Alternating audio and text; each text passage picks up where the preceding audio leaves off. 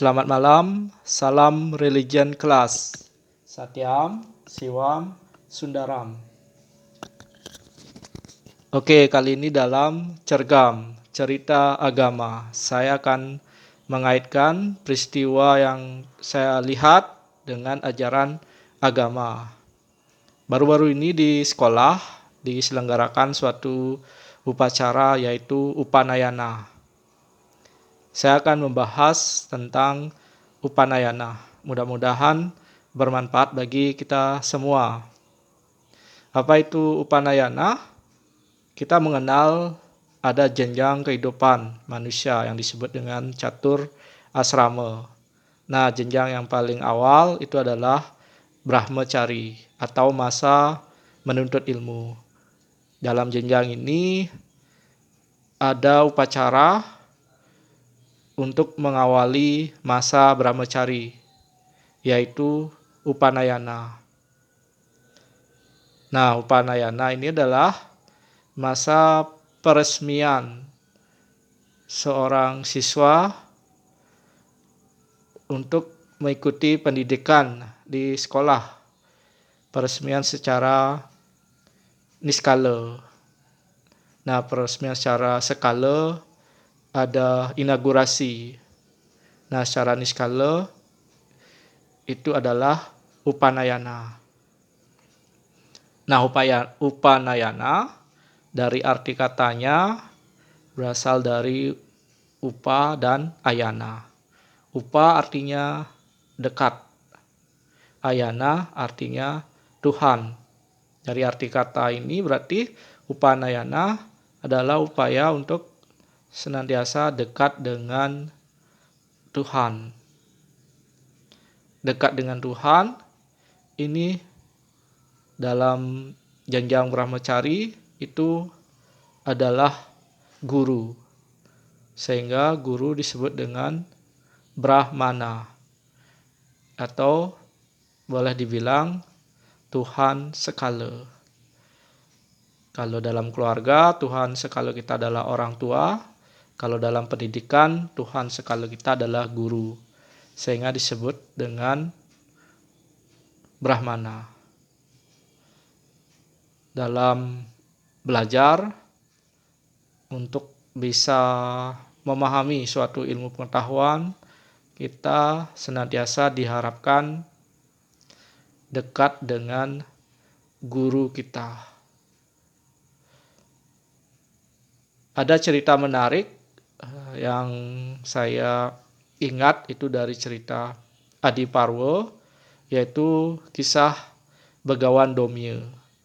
Begawan Domya memiliki 3 orang murid, yaitu Sang Arunika, Sang Utamanyu, dan Sang Weda. Kalau disimbolkan, ketiga orang murid ini mewakili 3 contoh siswa di zaman sekarang. Di mana ada siswa yang sikapnya bagus tapi pengetahuannya kurang. Itu dicontohkan dengan Sang Arunika. Kemudian ada siswa yang pengetahuannya bagus, intelek, tapi sikap atau attitude-nya kurang. Itu adalah Sang Utamanyu. Kemudian siswa yang karakternya bagus, etikatnya bagus, dan pengetahuannya juga bagus. Itu adalah Sang Weda. Dalam cerita, mereka diajarkan sesuai dengan minat dan bakat. Ya, pembelajaran berdiferensiasi. Sang Arunika, dia diajarkan bidang pertanian, sehingga dia diuji di pertanian juga.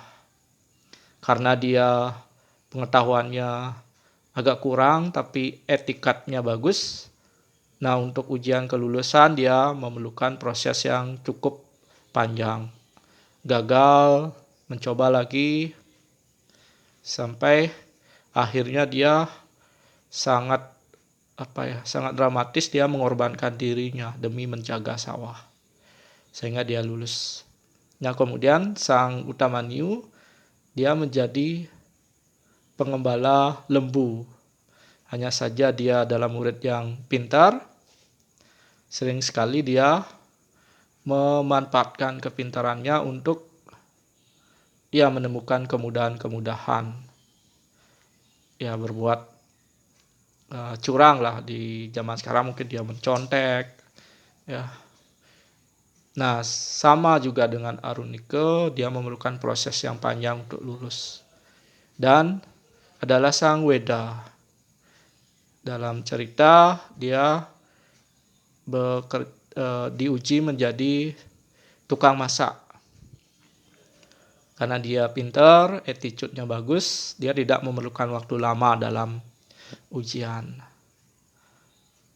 Jadi sebagai siswa, kita hendaknya mampu meniru sang Weda. Kita dekat dengan guru, kemudian dengan tulus belajar ilmu pengetahuan sesuai dengan bidang kita, dan tidak kalah pentingnya adalah kita membangun karakter atau sikap yang baik sehingga kita dikatakan menjadi